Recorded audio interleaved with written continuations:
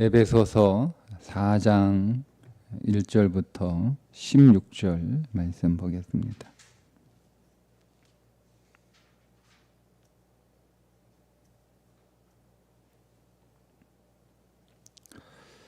그러므로 주 안에서 갇힌 내가 너희를 권하노니 너희가 부르심을 받은 일에 합당하게 행하여 모든 겸손과 온유로 하고 오래 참음으로 사랑 가운데서 서로 용납하고 평안에 매는 줄로 성령이 하나 되게 하신 것을 힘써 지키라.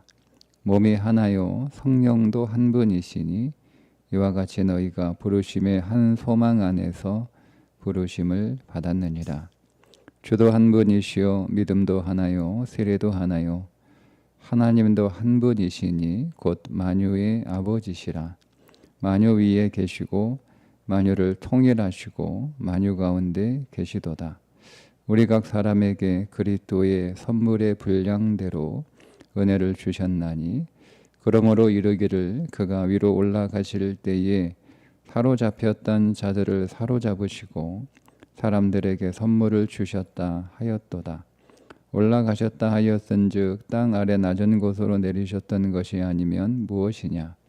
내리셨던 그가 곧 모든 하늘 위에 오르신 자니 이는 만물을 충만하게 하려 하심이라. 그가 어떤 사람은 사도로 어떤 사람은 선지자로 어떤 사람은 복음 전하는 자로 어떤 사람은 목사와 교사로 삼으셨으니 이는 성도를 온전하게 하여 봉사의 일을 하게 하며 그리스도의 몸을 세우려 하심이라.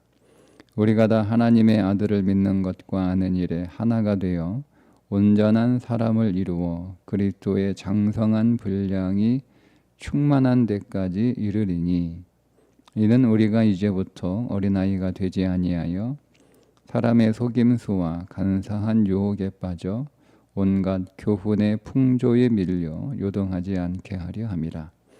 오직 사랑 안에서 참된 것을 하여 범사에 그에게까지 자랄지라. 그는 머리니 곧 그리스도라. 그에게서 온몸이 각 마디를 통하여 도움을 받음으로 연결되고 결합되어 각 지체의 분량대로 역사하여 그 몸을 자라게 하며 사랑 안에서 스스로 세우느니라. 아멘. 이제 4장부터는 교회의 구성원이 된 성도가 어떻게 구원에 합당한 삶을 살아야 하는가에 대해서 구체적으로 다루고 있는 부분입니다. 오늘 말씀은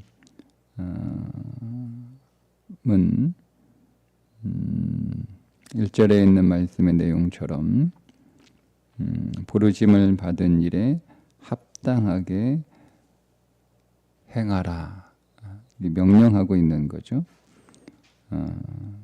우리가 부르심을 받는 일에 합당하게 행하는 것은 어떤 것인가? 2절에 보면 서로 용납하는 것이다. 서로 용납하고 그러니까 서로 용납하기 위해서 필요한 게 겸손이 필요하고 온유가 필요하고 오래 참음이 필요한 거예요.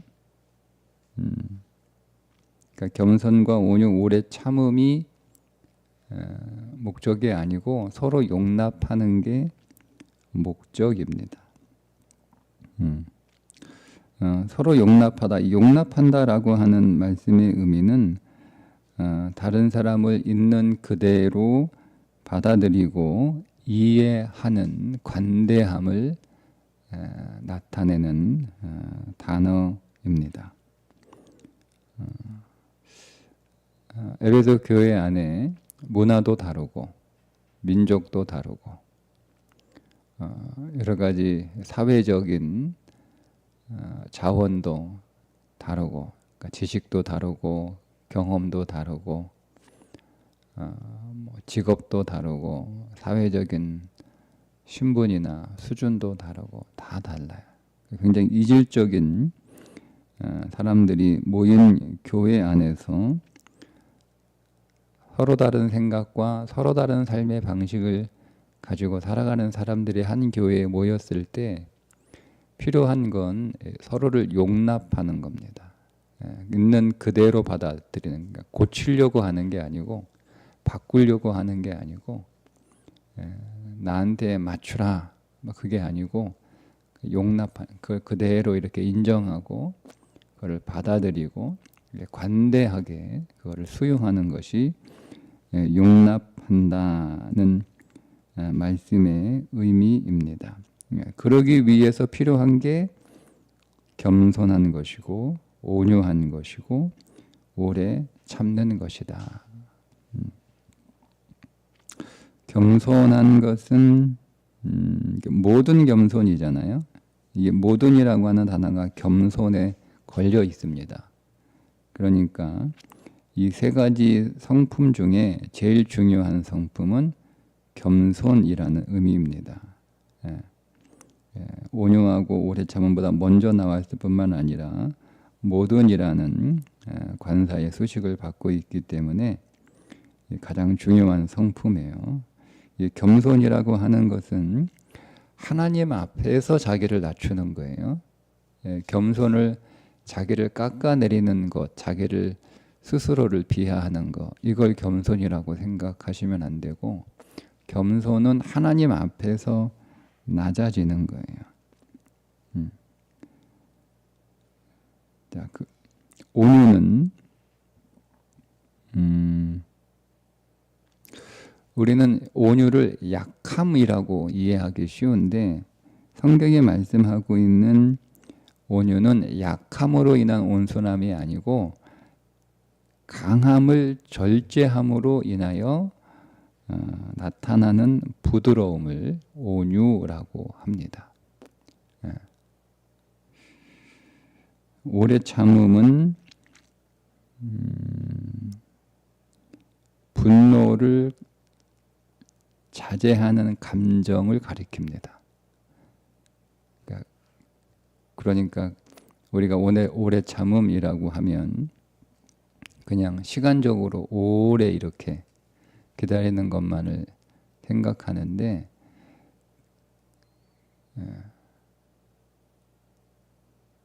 서로 다른 관계 안에서 일어나게 되는 감정 가운데 하나가 분노거든요. 분노, 뭐 화가 남, 뭐 짜증남, 뭐 이런 거잖아요.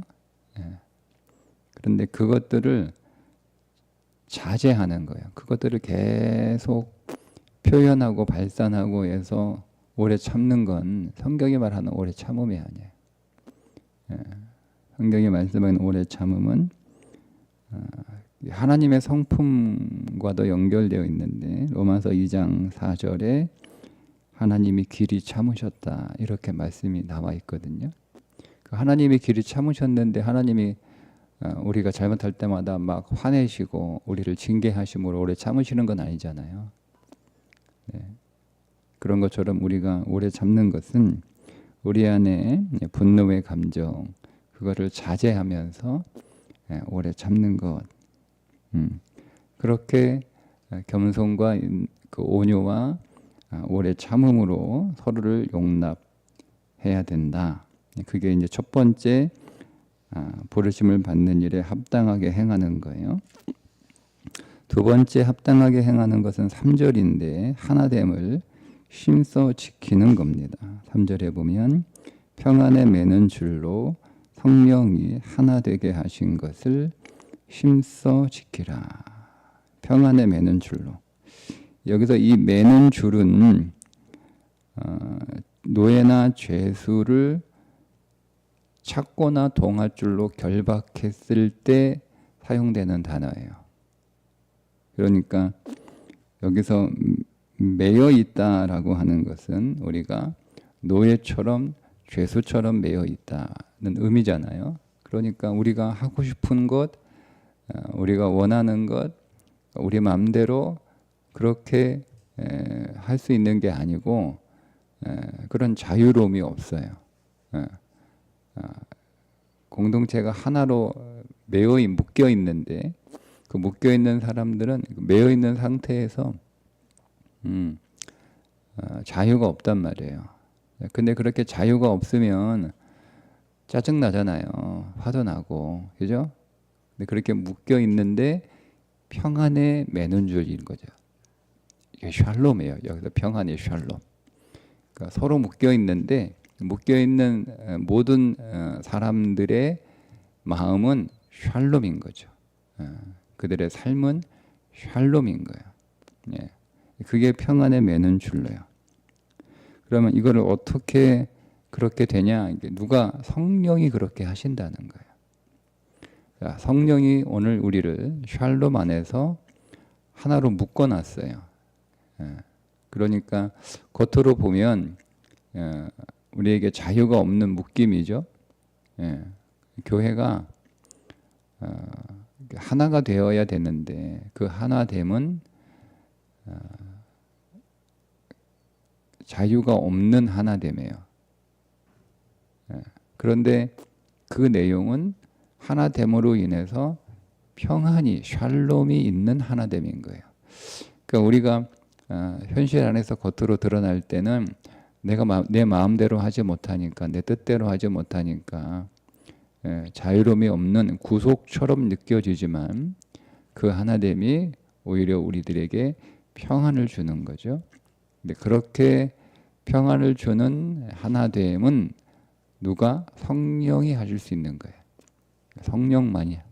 그러니까 교회 성도들의 모든 구성원들은 성령으로 충만하지 않으면 평안에 매는 줄로 하나가 될 수 없다는 거예요. 그런데 이것을 성령한테만 다 이렇게 맡기면 안 되고 뒤에 어떤 말씀이 나오죠? 힘써 지키라는 거예요. 노력하라는 거예요. 그 말은 이렇게 우리가 평안에 매는 줄로 하나가 될 수는 없지만 성령이 우리를 평안에 매는 줄로 하나가 되게 하셨으면 그거를 유지하는 건 우리가 노력해야 되는 거예요.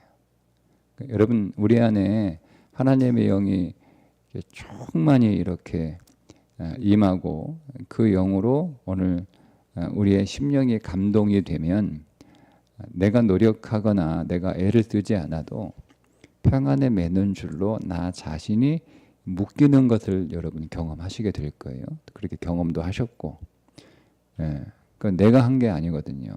내 성향이나 내 기질이나 지나온 나의 모습을 보면 나는 그렇게 할 수 없는데 이상하게 내 안에 성령이 감동을 주셔서 그렇게 하나 되는 순종을 하게 하십니다. 근데 그렇게 성령이 만들어 놓으신 것을 계속 유지하는 건 내가 노력해야 되는 거예요. 그런 의미예요. 성령이 하신 일을 계속 유지하게 하는 그 일을 위해서 힘써 지켜라 이렇게 말씀하고 있는 거죠.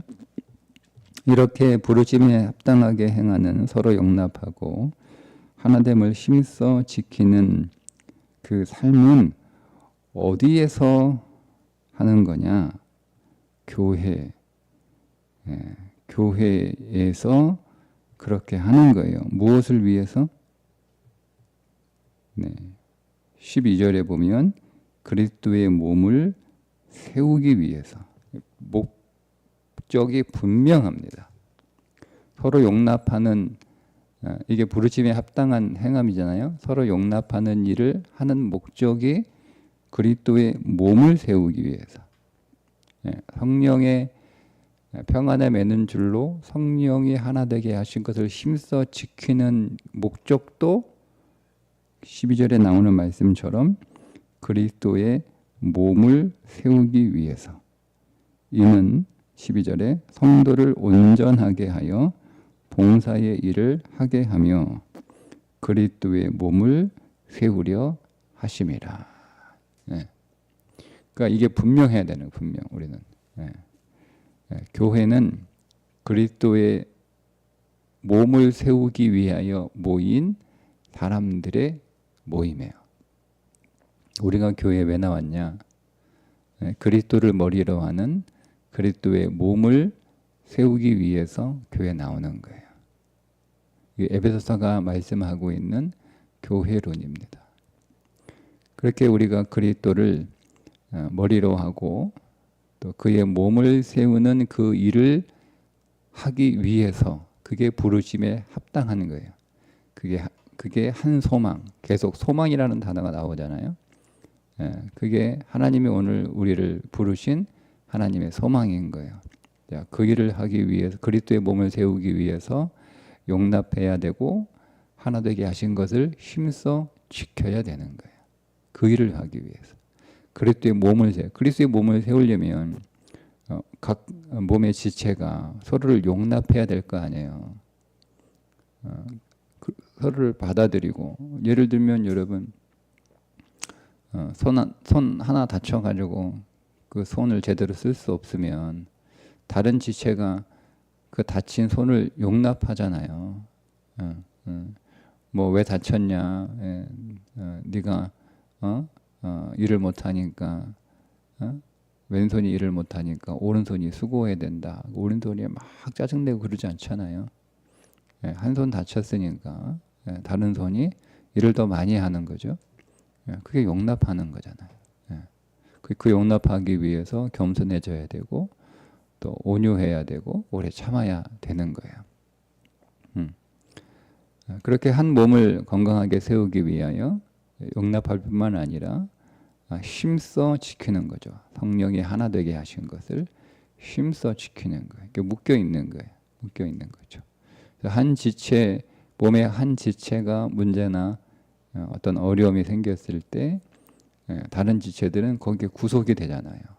다리 다쳐서 내가 어디 걸어 다닐 수 없으면 다른 지체들은 꼼짝없이 거기에 묶이는 거잖아요. 그런 것처럼 그 목적이 뭐냐면 그리스도의 몸을 세우는 것이 목적이다라는 거예요. 그 몸이 교회라는 거예요. 그 몸이 우리가 교회 나오는 목적은 그리스도를 머리로 한 몸을 세우기 위하여 교회에 나오는 것이다. 그러면 교회 나왔을 때 우리가 뭐 해야 되냐? 서로 용납해야 된다. 그리고 하나 되게 하신 것을 힘써 지켜야 된다. 성령이 우리를 교회 나오게 한 거잖아요. 성령이. 그러니까 우리를 교회 나오게 하셔서 한 공동체를 이루게 하신 것은 성령이 하신 거예요. 내가 나온 게 아니고 성령이 그렇게 하신 거예요. 성령이 그렇게 우리를 하나의 공동체로 묶어 주셨으면 그것이 온전하게 한 몸이 되도록 힘써 행하는 것, 그게 우리가 해야 될 일이죠. 그게 부르심에 합당한 삶이라는 거예요. 자, 그런데 이렇게 하게 되면 어떤 결과가 있어야 될까요? 한 몸을 세우는 게 사실 최종적 목표는 아니에요. 한 몸을, 그리스도를 머리로 한 몸을 세우는 것이 최종적 목적이 아니고 그렇게 몸을 세움으로 인해서 각각의 성도들에게 어떤 결과가 일어나느냐, 사실 이것이 최종적인 목표거든요. 그게 그리스도의 장성한 분량에 이르도록 성장하는 겁니다. 그게 뒤에 나오는 말씀들이에요. 자, 13절부터 보시면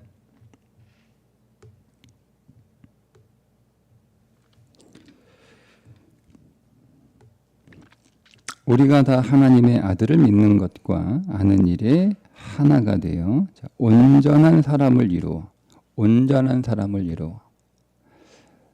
사람이 이 땅 위에서 행복한 삶을 살아가는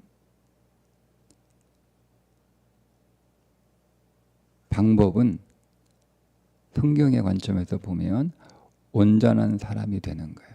그러니까 우리는 온전한 사람이 되면 될수록 더 삶의 만족을 느끼고 더 삶이 행복하고.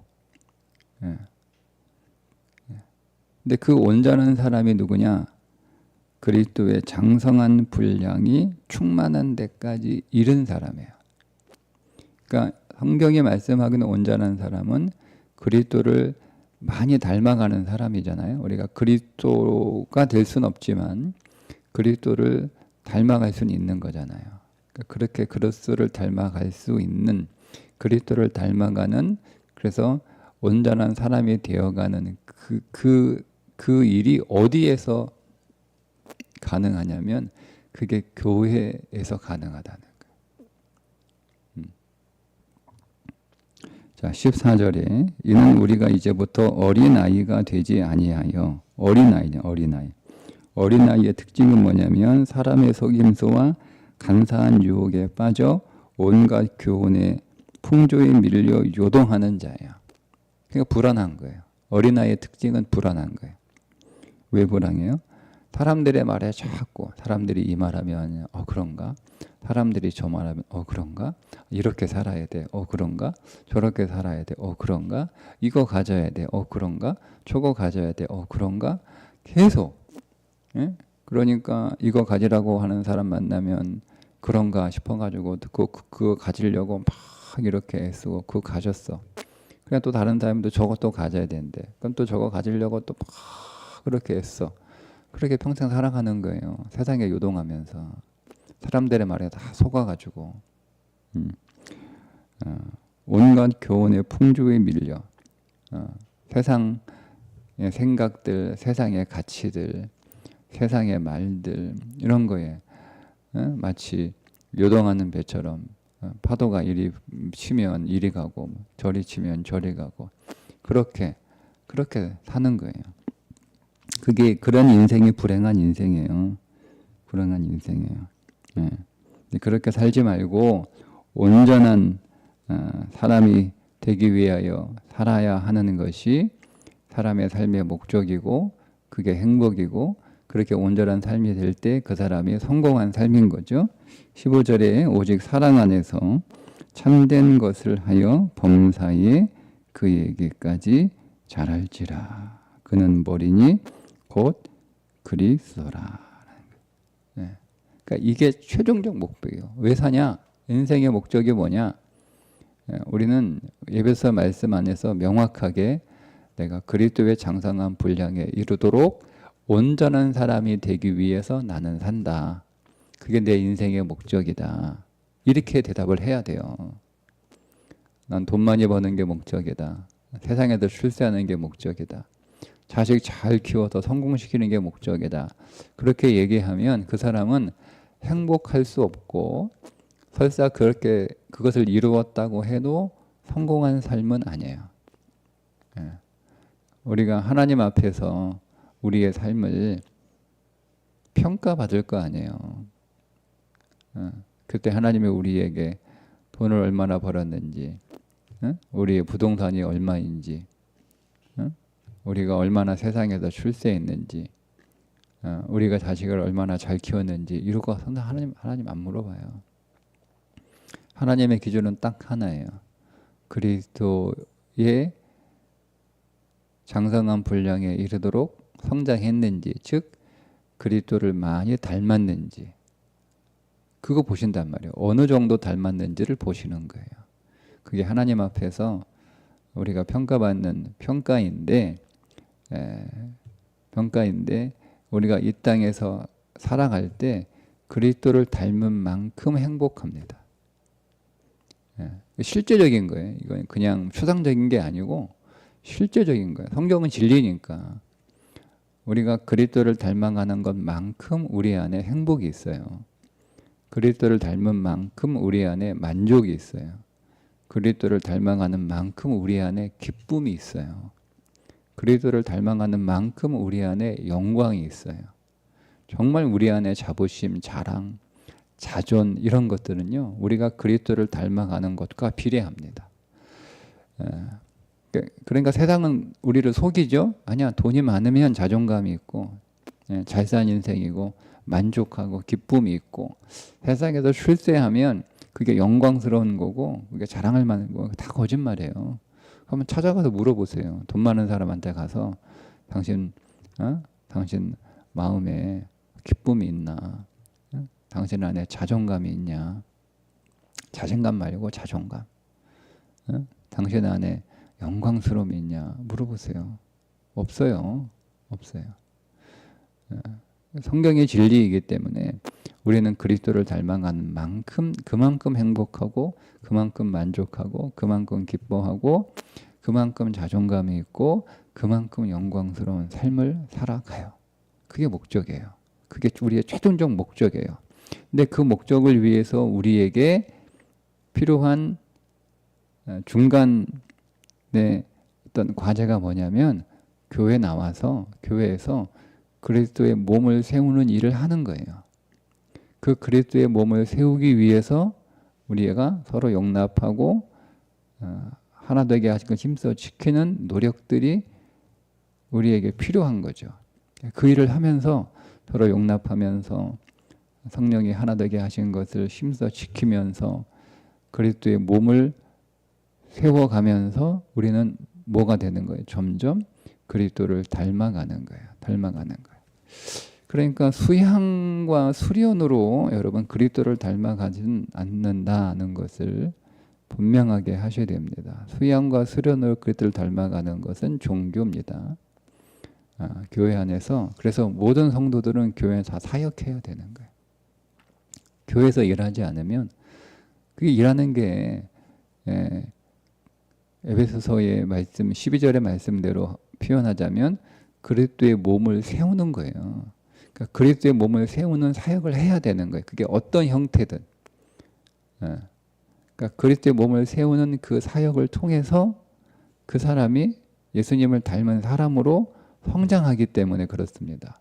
그런데 그런 거 그리스도의 몸을 세우는 일을 하지 않고 그냥 교회 출석하는 것만으로는 그리스도의 몸을 이루는 사역이라고 하기가 어려우니까 그 사람은 종교인으로서는 뭐 어떻게 좀 성장할 수 있을지는 모르지만 그리스도인으로서 그리스도인이잖아요. 그리스도인이라는 게 뭐예요? 그리스도를 닮은 사람이라는 게 그리스도인입니다. 그렇게 그리스도인으로 성장하기는 어려운 거죠. 그러니까 우리가 사역을 할 때 이게 분명하게 해야 되는 거예요. 분명하게. 내가 왜 사역을 하지? 근데 하나님이 내게 왜 직분을 주셨지? 이게 우리는 분명해야 되는 거예요.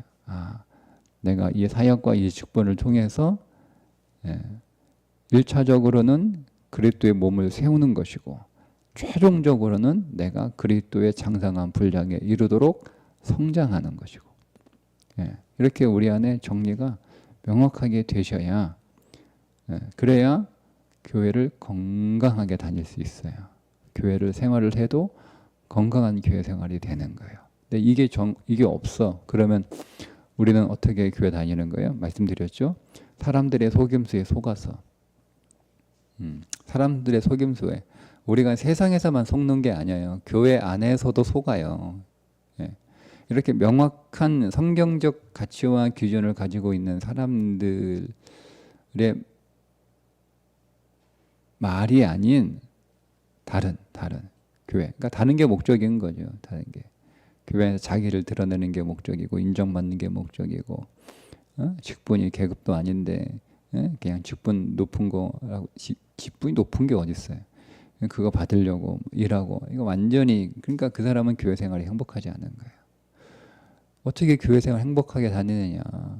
내가 그리스도의 몸을 세운다라고 1차적으로는 그럼 그가 행복할 거 아니에요, 여러분. 정말 그가 그리스도를 사랑한다면 정말 그가 그리스도를 만난다면 그리스도의 몸을 세우는 그 일이 얼마나 여러분 행복하겠어요. 그게 얼마나 감사하고 그게 얼마나 기쁘고 그게 얼마나 여러분 영광스러운 삶이겠어요. 내가 그리스도의 몸을 세운다는 게. 그죠?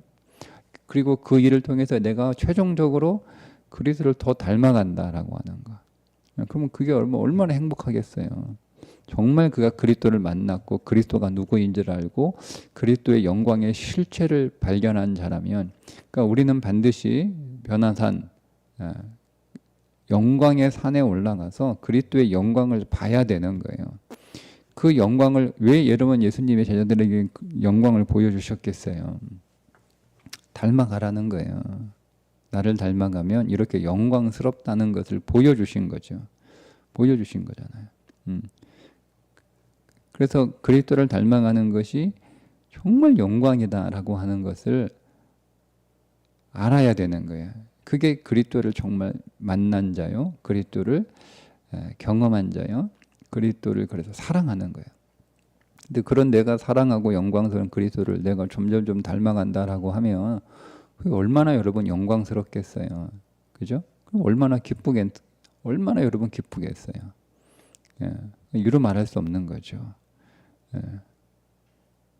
그리고 우리가 하나님 앞에 섰을 때 내가 진짜 잘 살았다. 내가 진짜 잘 살았다. 그때 에베소서 그 말씀 내가 믿음으로 아멘하고 교회 그리스도의 몸을 세우기 위하여 그렇게 열심히 내게 주신 은사를 가지고 여기 은혜라고 번역이 되는데 사실 은사이거든요. 은사를 주셔서 내가 교회를 잘 섬겨 그리스도의 몸을 세우는 일을 충성되게 하기를 너무너무 잘했다. 내가 그 일을 통해서 목표가 뭐예요? 최종적으로 그리스도를 닮아가는 거예요. 그리스도를 닮아가는 그 일을 하나님이 내게 역사하심에 너무너무 감사한 거죠. 우리가 하나님에 섰을 때 딱 기준은 하나예요. 그리스도를 얼마나 많이 닮았는가. 우리는 다 그리스도의 동생들이잖아요. 그분이 마태형이고, 그죠? 부모님이 늘 하는 말이에요. 형 좀 닮아라, 형만큼 해라. 뭐 이런 말을 하는 것처럼 똑같아요. 하나님도 형만큼 해라, 형 좀 닮아라, 형 하는 것 좀 봐라. 늘 하나님이 하시는 말씀이에요. 예. 오늘도 우리가 예배 안에서 하나님 오늘 예배를 위해서 우리가 각각 섬기잖아요. 그죠? 예배를 위해서. 그 목적이 뭐예요? 우리가 예배하는 목적? 예배를 통해서 그리스도의 몸이 되는 거예요. 그게 예배 현장이에요. 예배 현장이에요. 음악회도 아니고 강연회도 아니고 그 어떤 공연도 아니에요. 예배는 그리스도의 몸이 세워지는 현장이에요. 아주 명확하게. 예. 그러니까 예배 안에 여러 그 역할들이 있잖아요. 그죠? 예. 그 역할들을 각각 은사에 따라 하나님이 주신 거예요. 근데 그 일을 잘하면 되는 거예요. 그 일을 할 때 필요한 게 뭐예요? 서로 용납하는 게 필요한 거예요. 예. 그래서 겸손해야 되고 각각의 사역들은 겸손해야 되고 막 튀려고 하면 안 돼요. 겸손해야 되고 온유해야 되는 거예요. 내가 힘이 있지만 절제해야 되는 거예요. 절제. 여러분 찬양대에서 노래 잘하는 전공자 있잖아요. 그 절제해야죠. 자제 안 하면 자기 실력은 뽐낼 수 있지만 전체적인 노래 하나는 완성되지 않는 거잖아요. 그게 온유함이에요. 내가 잘 부를 수 있는데 내 목소리 좋은 거 할 수 있는데 절제하는 거죠. 그게 온유함이에요. 참아야 되는 거예요. 오래 참아야 되는 거예요. 막 성질도 나고 짜증도 나고 그렇지만 참는 거예요. 그 일이 필요한 거예요. 그거 하면서 그리스도의 성품을 닮아가는 거예요. 하나가 되기 위해서 힘써 노력하는 거죠. 예배 안에서 하나가 되기 위해서 노력하는 거예요. 예배 하나가 한 사람의 예배를 드리는 것처럼 예배하는 거예요. 한 사람이 드리는 것처럼. 수십 명, 수백 명의 예배를 드리지만 마치 한 사람의 예배를 드리는 것처럼 하는 거예요. 그럼 거기 안에서 다 있잖아요. 다 그러면 전체적인 예배의 인도자를 따라서 하나로 쫙 이렇게 가야 되는 거예요. 그게 그 예배가 그리스도의 몸을 이루는 순간이에요. 이 예배 한 시간이. 그래서 예배를 잘 드려야 되는 거예요. 그렇게 예배를 통해서 온 성도가 한 아가 될 때 하나님이 그 예배를 열답하시는 거죠. 하나가 될 때 하나님이 기뻐하시는 예배. 하나님이 그런 예배자를 찾는 거예요. 그리고 우리는 그 예배를 통하여 점점 그리스도를 닮아가는 성품으로 성장하는 거죠. 그리고 이제 그 예배가 우리 안에 우리 안에서 더 믿음이 깊어지면 이제는 예배 한 시간이 아니라 그 예배가 점점 확장되는 거죠. 예배를 시작하기 전에도 예배고, 예배를 마치고도 예배고, 밥 먹는 것도 예배고, 성도와 교제하는 것도 예배고, 교회 오는 것 자체가 전체 교회에서의 시간이 다 예배하는 시간이 돼요. 이 믿음이 깊어지고 확장되는 거예요. 거기 더 깊어지면 어떻게 되는 거예요? 우리의 삶이 예배가 되는 거예요. 삶이 점점 확장되는 거예요. 그래서 로마서 12장 1절에 너희 몸을 하나님의 기뻐하시는 거룩한 산 제물로 드리라. 이것이 너희가 드릴 영적 예배니라. 이렇게 뒤에 나오잖아요. 세상을 본받지 마라. 똑같이 말씀하잖아요. 오늘 세상의 사람들의 속임수와 세상에 유혹하는 풍조에 휘둘리지 마라. 똑같은 말씀하잖아요. 자, 오늘 예배가 그리스도의 몸을 이루는, 그리스도를 머리로 하고 그의 몸을 이루는 한 몸이 되는 예배가 될 수 있기를 주님의 이름으로 축복합니다. 기도하겠습니다. 하나님 아버지, 오늘 우리가 예배를 통하여 한 몸이신 그리스도를 우리가 경험하게 하시고 우리가 한 몸으로 세워지는 일들을 실천하게 하시고 그 한 몸이 되는 것을 체험하게 하셔서 하나님의 기쁨이 되는 영광의 예배가 되게 하여 주옵소서. 예수님의 이름으로 기도합니다. 아멘.